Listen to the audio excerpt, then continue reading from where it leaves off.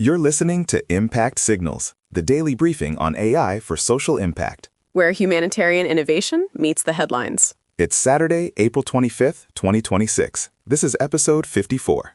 And on today's Weekend Light edition, we're keeping it tight. 5 breaking items shaping how technology shows up for people in crisis. Charlie, weekend pace, news only. Let's move. First story, Madagascar.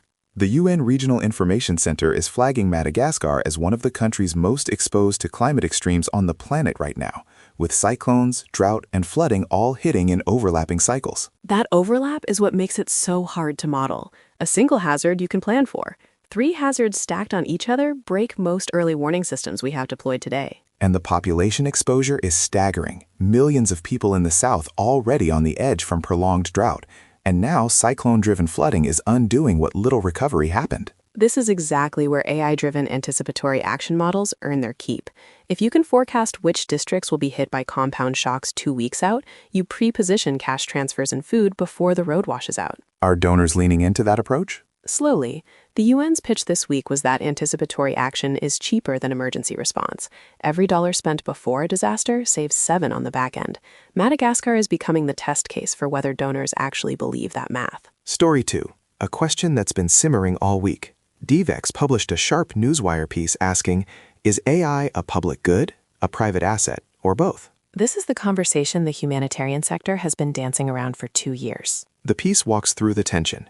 Foundation models are built largely by private companies, but the most consequential applications, disease surveillance, famine prediction, refugee registration, are public interest work. And the data that trains them is often public too. Satellite imagery, household surveys, health records. So you have public inputs, private models, and humanitarian outputs that depend on access nobody's guaranteed. DVEX notes that several large NGOs are now pushing for what they're calling a public AI commons.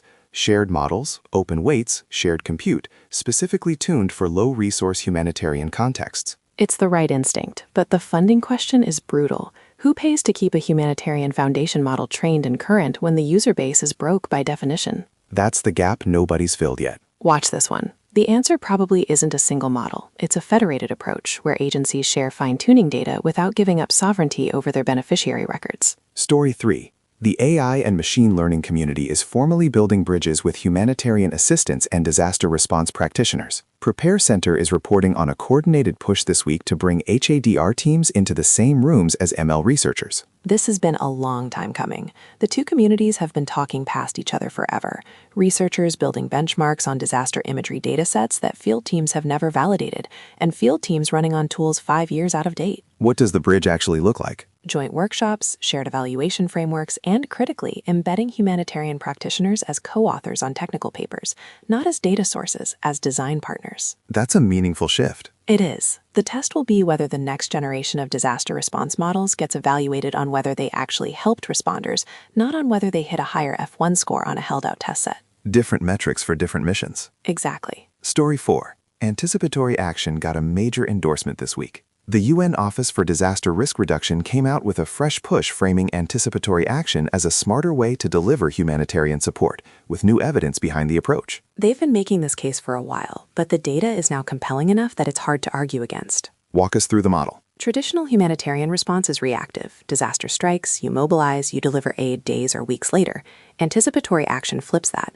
You set pre-agreed triggers, say a flood forecast hits a certain threshold, and money releases automatically to pre-identified households before the water arrives. And AI fits where in that pipeline? 2 places. First, the forecasting itself. Better models, longer lead times, more granular geography. Second, the targeting. Knowing which households are most vulnerable so the cash actually flows to people who need it most. Is the funding catching up to the evidence? Slowly. The pre-arranged financing piece is still the bottleneck.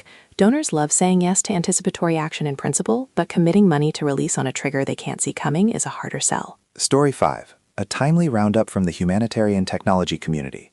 A new analysis is out cataloging the innovations shaping disaster response in 2026, and a few themes stand out. Tell me what's on the list. AI-powered damage assessment from satellite imagery, that's now near real-time. Drone-based supply delivery in road-inaccessible areas, generative AI for translating crisis communications into local languages on the fly, and large-scale cash transfer systems with biometric deduplication. The translation piece is underrated. In a multilingual response, getting accurate, culturally appropriate messaging out fast can be the difference between people evacuating and people staying put. The report flags that the bottleneck is shifted. It's not the technology anymore. It's deployment, training, and integration with legacy humanitarian systems. That tracks. The flashy demos are easy. The unsexy work of getting a 40-year-old logistics platform to talk to a modern AI service, that's where projects die. Important framing for a sector that often confuses pilots with progress. Pilots are not impact. Deployment at scale is. That's our weekend light briefing for Saturday, April 25th. 5 stories, 1 through line. The humanitarian sector is figuring out how to use AI not as a demo, but as infrastructure. If you found this useful, please subscribe wherever you get your podcasts and visit impactsignals.ai for the full episode archive, show notes with every link we covered, and our daily research briefings. We'll be back Monday with a fuller edition. Stay ready, stay curious, stay human. That's Impact Signals.